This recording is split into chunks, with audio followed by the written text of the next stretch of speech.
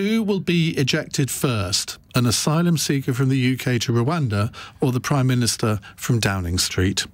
Zoe Williams. I mean, it's interesting, isn't it? Because the polling shifted on this ages ago, like 8 months ago. People started saying it went from kind of slightly more in favour, a hardcore against, something like 42-36. And then the polling started to shift. And what people were saying was, it doesn't matter if I agree with it or not. It's never going to happen. And they weren't saying Parliament's in deadlock. They were saying this is a stupid idea that is never going to happen. Every subsequent piece of information, you know, I'm against it on principle, but even people who aren't against it on principle are going, £1.8 million per person. Are you having a laugh? You could process their application, retrain them at one of the finest universities in the country, and they could have a job before you'll get this done. What is the point? And so I think that's what I think definitely Rishi Sunak will be out before any single person is on a plane, but I'm hoping to never see anybody on a plane. So you don't think, because he's saying, well, June or July, the first plane will take off, you don't think that'll happen? Well, no, because I'm the courts will intervene? When A, I think the courts will intervene. B, I think there's a real chance that he'll have a crisis after May, right? You know, I don't mean Theresa May the person. I mean, everybody had a crisis after her. But like after the 2nd of May, there's no guarantee that his party's going to stick with him. I mean, it'd be good to have a Tory to give their view, but would they give an honest view? I don't think they would. Rakib. Well, I think that in terms of the Rwanda policy, I'd consider myself to be quite conservative when it comes to refugee and asylum policy. I think that we have a very serious problem when it comes to the small boats emergency on the English South Coast. I think that male-dominant irregular migration has overburdened our asylum system, and women and children, women and girls at serious risk of sexual violence in their homelands are being left by the wayside. But saying that, I don't think that the Rwanda, well, it's called the UK-Rwanda Migration Partnership, I don't think that holds the answers at all. As Zoe's mentioned, there's a very high risk of judicial intervention in any case.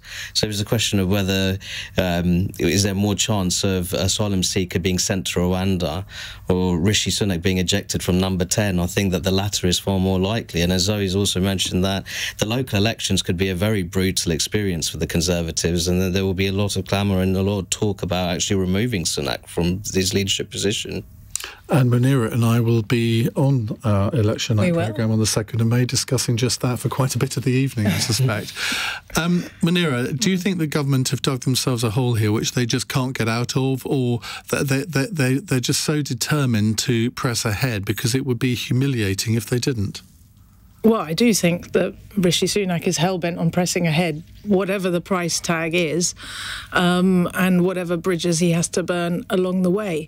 To the original question, I very much hope the PM will be out of Downing Street well before any flights take off to Rwanda, and I suspect the vast majority of the people out there in the country want the same as well. I mean, we have spent an eye-watering £241 million on this scheme.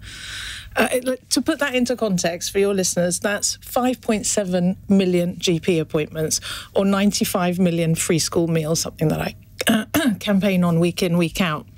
This is obscene, and it is a really strong example of how this government is just operating policy by press release.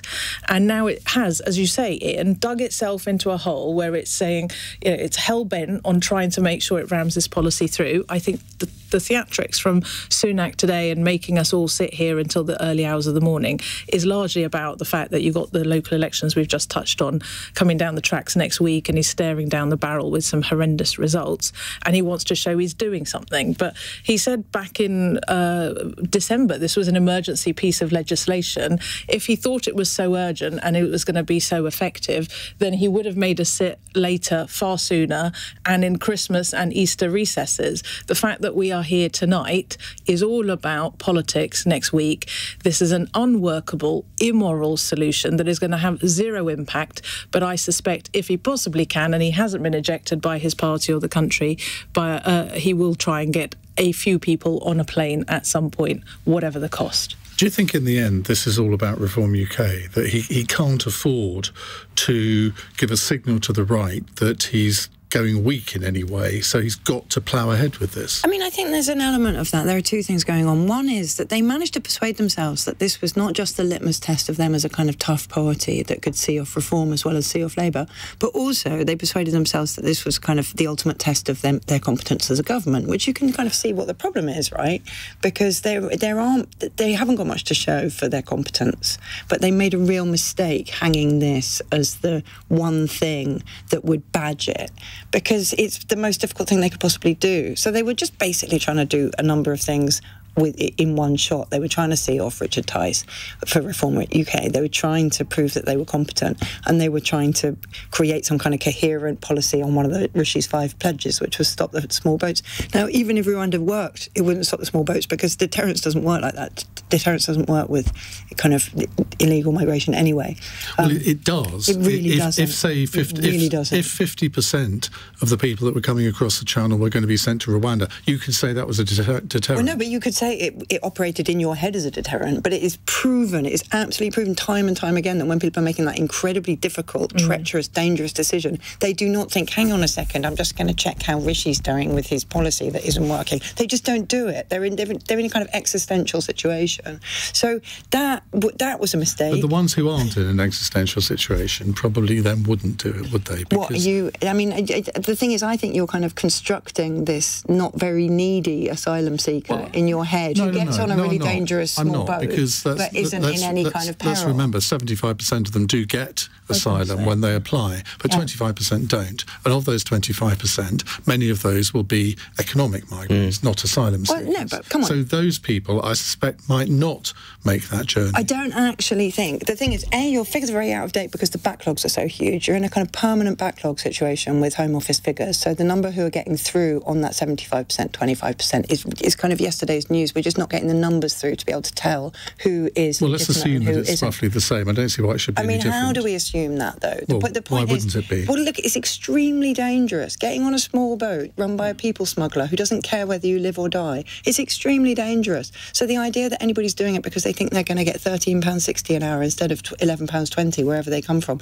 I think is fanciful. And I also think it's fanciful. It's not, the idea that you're kind of looking at Tory policy. We know that many Albanians came along that route, and they were economic migrants, not asylum seekers, and that's been stopped now. Well, I mean, come on, you're situating a huge amount with that Albanian contingent, which was never very large. It was like 30 or 40,000. It was not over a period of 2 or 3 years. It absolutely was. And the government came to an agreement with the government of Albania, and that's more or less been stopped. Well, no, absolutely, the government came to an agreement with the government of Albania, but that was not the small boat crossings that they're talking about, or certainly it wasn't a huge proportion of it.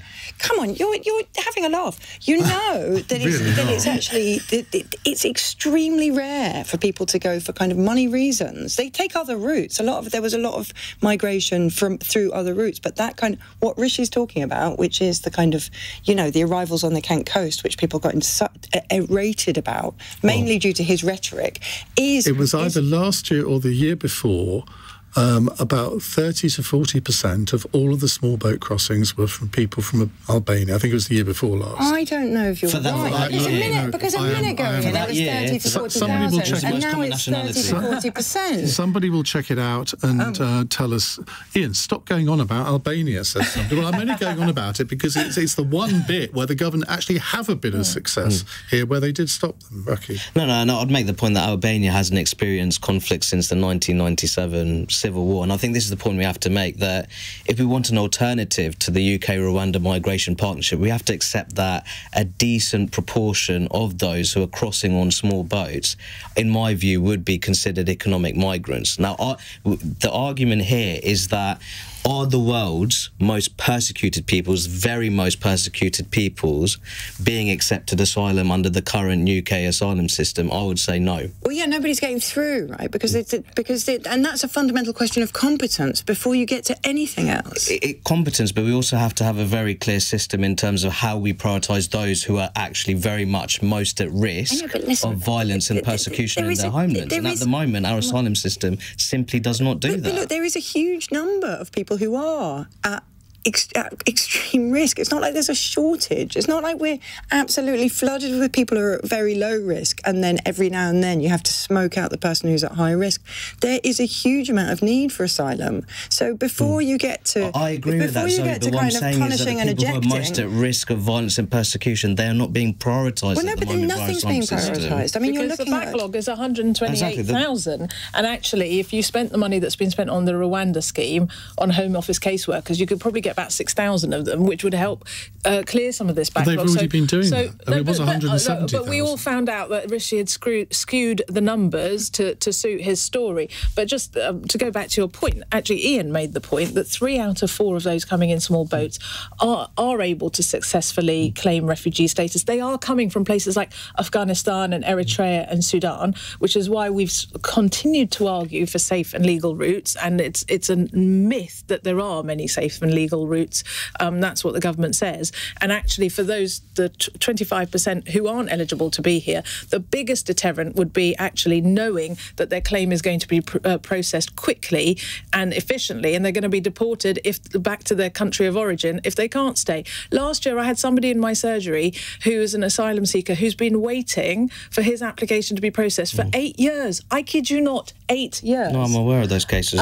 It's ridiculous. So if we actually had a functioning system, that, I think, is probably one of the strongest deterrents, rather than this ridiculous bill. And one of the things we're arguing over tonight, I thought my colleague Tim Farron made a brilliant point in the House of Commons this evening. He said, look, if Rwanda's a safe place, why on earth is that going to be a deterrent to all these people coming over? And if it's not a safe place, then you're wrong to want to send people there, and that's an immoral thing for the government to do.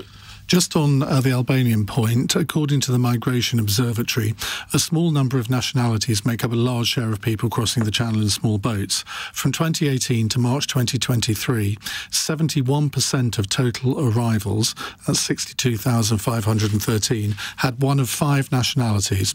Iranian, 21%, Albanian, 15%, Iraqi, 15%, Afghan, 13%, or Syrian, 7%. Yeah, but Iain, look, first you said 30 to 40,000. There's only 60,000 people there over 5 years. Then you said 30 to 40% of them were Albanian, and there only 15% of them were Albanian. Over a course of a year. Way more right than you are. No, you're not. Can you not read? 15% were from Albania over 5 years, and I said 30% over 2. I'm right, and you're wrong. No, you said 30 to 40,000 people over 2 years. I said 30 to 40%. And that's 60,000 people in total over 5 years. You should say sorry. Fine chance.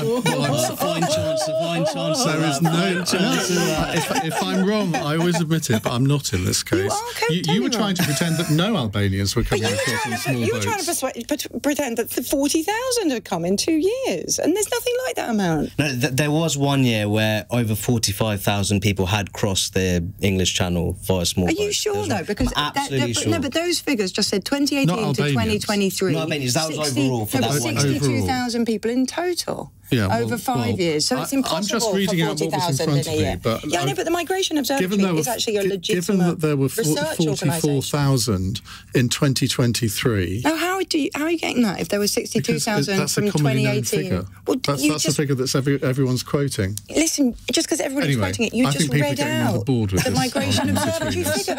You think you're right, I know I'm right. Shall we leave it at that? And a very quick point, just to make a very quick point, those numbers there is very male dominant, so I do think we need to have a very serious debate about how our asylum system can prioritise women and girls in particular at risk of sexual violence in their countries of origin. Well, yeah, no, I'm all for safe routes. That's fine. Oh, well, let's end on that note of agreement, shall we?